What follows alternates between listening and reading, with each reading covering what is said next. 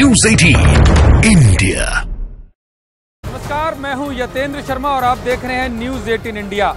मोदी सरकार के दूसरे कार्यकाल का आज अंतिम सत्र है और अंतिम सत्र का आज अंतिम दिन है।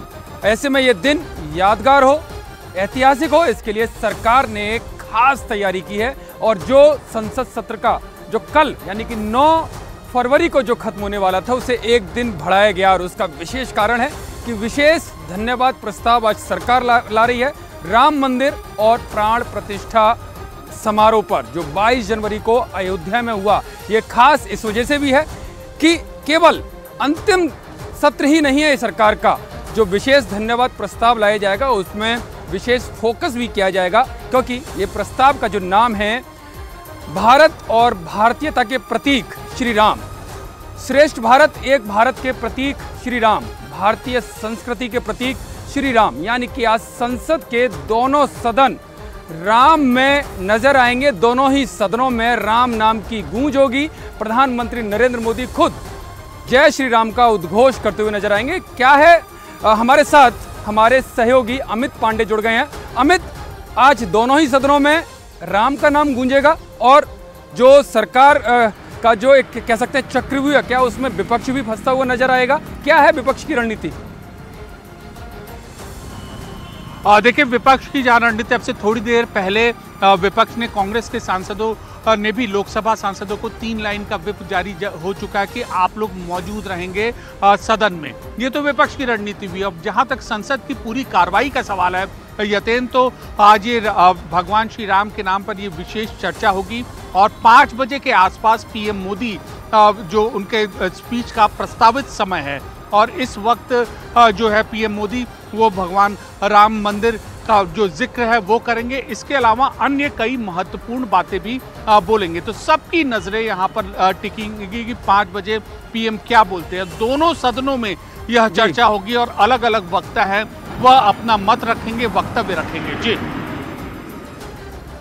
बिल्कुल बिल्कुल अमित, दोनों ही सदनों में चर्चा होगी। लोकसभा में 193 रूल के तहत होगी और 176 के तहत राज्यसभा में होगी। लेकिन मेरा सवाल यही है कि विपक्ष ने व्हिप तो जारी कर दिया और कुछ समय के बाद जो राष्ट्रीय अध्यक्ष हैं कांग्रेस के खड़गे, उन्होंने बैठक भी बुलाई है। लेकिन क्या आपको लगता नहीं कि जो सरकार ने, जो मोदी सरकार ने चक्रव्यूह रचा है कि अगर वो साथ देते हैं तो भी वो फंसेंगे, क्योंकि पहले वो विरोध करते रहे और अगर वो विरोध करते हैं तो पूरी जन भावनाओं के उलट उनका ये पूरा विरोध होगा। तो किस तरह से विपक्ष की जो रणनीति है, मैंने जो पहले भी पूछा, किस तरह से इससे पार पाएंगे, कि क्या किस तरह से जवाब देंगे सदन के अंदर? देखिए, हमारी विपक्ष के सांसदों से और रणनीतिकारों से बात हुई तो उनका यही कहना है कि मौजूदा इस चर्चा को लेकर उनके सांसद हैं वो मौजूद रहेंगे। इसका मतलब कि जो भगवान राम के प्रति जो संबोधन है, जो उनका जिक्र है, उस पर वह सहमति दिखाएंगे और ये दिखाने की कोशिश करेंगे कि आस्था सबकी एक तरीके से है। लेकिन ये बात जरूर यहाँ पर रखेंगे कि उनका आस्था रखने का जो तरीका है वह अलग है और वह किसी के बताए हुए आस्था रखने का जो मार्ग है वह उस पर नहीं चलेंगे। तो ये विपक्ष की यहाँ पर रणनीति है। लेकिन अब पहली बार ऐसा हो रहा है कि श्री राम लला के मंदिर का जो बाकायदा सदन की कार्रवाई में इसका जिक्र हुआ है और इस पर एक विस्तृत चर्चा होगी। तो चाहे सत्ता पक्ष हो यतेंद्र या फिर विपक्ष हो, दोनों पक्ष श्री राम का उद्घोष करते नजर आएंगे, उस पर चर्चा करते नजर आएंगे और ये एक अलग नजारा होगा पिछले कई सालों की अगर हम संसदीय कार्रवाई देख रहे हैं। बिल्कुल अमित पांडे, अलग नजारा होगा क्योंकि दोनों ही सदन आज राम में नजर आएंगे।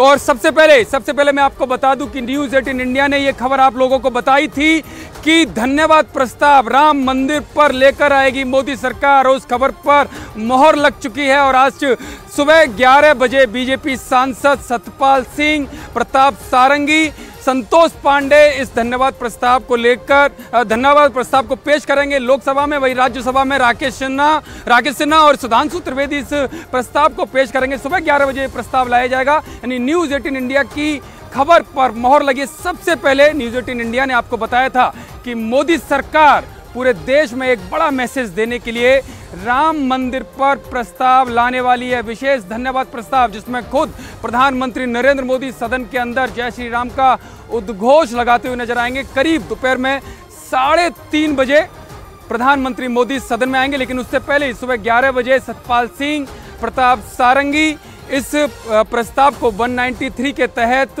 लोकसभा में पेश करेंगे। वहीं राज्यसभा में भी इसको कुछ समय के बाद पेश किया जाएगा। लेकिन इसके साथ ही कांग्रेस ने भी अपने सांसदों के लिए व्हिप जारी कर दिया। हालांकि इससे पहले बीजेपी भी व्हिप जारी कर चुकी थी। 3 लाइन का व्हिप जारी किया गया है, यानी कि कांग्रेस के सभी सांसदों को अनिवार्य रूप से सदन के अंदर उपस्थित रहने के लिए बोला गया है। और राष्ट्रीय अध्यक्ष खड़गे ने सुबह 10 बजे बैठक भी बुला ली है इस मुद्दे पर कि सदन के अंदर किस तरह की रणनीति उन लोगों की रहेगी। अरुण हमारे साथ जुड़ गए हैं। अरुण, सुबह 10 बजे बैठक बुला ली है खड़गे ने, क्या रणनीति रहेगी इस पर? देखिए, ये पूरी तरह से आज संसद सत्र का आखिरी दिन है और चुनाव से ठीक पहले जो संसद का सत्र है वो खत्म हो जाएगा। प्रधानमंत्री का भाषण भी है, तो सदन के अंदर सारे सांसदों को रहने के निर्देश दिए गए। क्योंकि बीजेपी ने भी निर्देश दिए थे, इसलिए कांग्रेस पार्टी हमेशा इस संशय में रहती है कि भारतीय जनता पार्टी आखिरी समय में लिस्ट ऑफ बिजनेस में अगर कोई इस तरह की बात आती है जिस पर कंसेंसस न हो तो उसके संसद सदस्य वहां पर रहेंगे तो उसका विरोध कर सकते हैं। हालांकि जहां तक राम मंदिर का सवाल है, पार्टी ने उसका स्वागत किया है कि राम मंदिर वहां पर बना। हालांकि प्राण प्रतिष्ठा समारोह में जाने से उन्होंने इनकार कर दिया। लेकिन अरुण, क्या इस सिक्सर का जवाब कांग्रेस के पास होगा? देखिए, कांग्रेस पार्टी है, उसकी रणनीति है, वो जो रणनीति बनाते हैं वो मीडिया को बताते नहीं। लेकिन इतना जरूर है कि अपने तरीके से किस तरह से लोगों को, जनता को ये बताएंगे वो जाकर के कि जो इवेंट हुआ था उन्होंने सिर्फ उसका बायकॉट किया था क्योंकि वो पॉलिटिकल इवेंट था, आरएसएस और बीजेपी का इवेंट था। ये कांग्रेस का कहना है। वो राम मंदिर और राम से उनको कोई दिक्कत नहीं है। ये बात पार्टी के लोगों तक लेके जाएंगे चुनाव से पहले।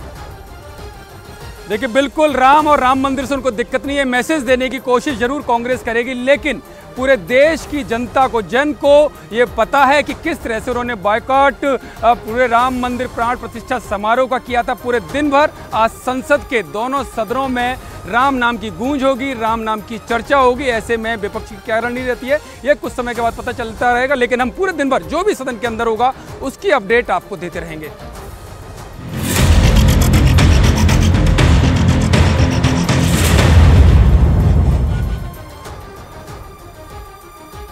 हल्द्वानी से इस वक्त की बहुत बड़ी खबर आपको बता दें। हल्द्वानी में हुई हिंसा के बाद पुलिस अब पेट्रोल बम बनाने वाले लड़कों की तलाश में जुटी हुई है। सूत्रों के मुताबिक उपद्रवियों ने बाइक से पेट्रोल निकालकर पेट्रोल बम बनाए थे। बताया जा रहा है कि बनभूलपुरा पुलिस थाने के आसपास खड़ी गाड़ियों के पेट्रोल पाइप काटकर उनमें आग लगाई गई थी।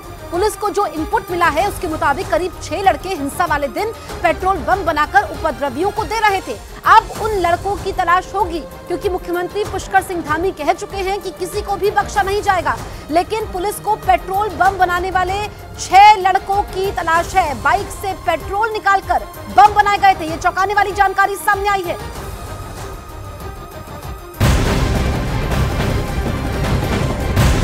उत्तराखंड के हल्द्वानी से एक और ब्रेकिंग न्यूज आपको बता दें, जहां 8 फरवरी को हुए बवाल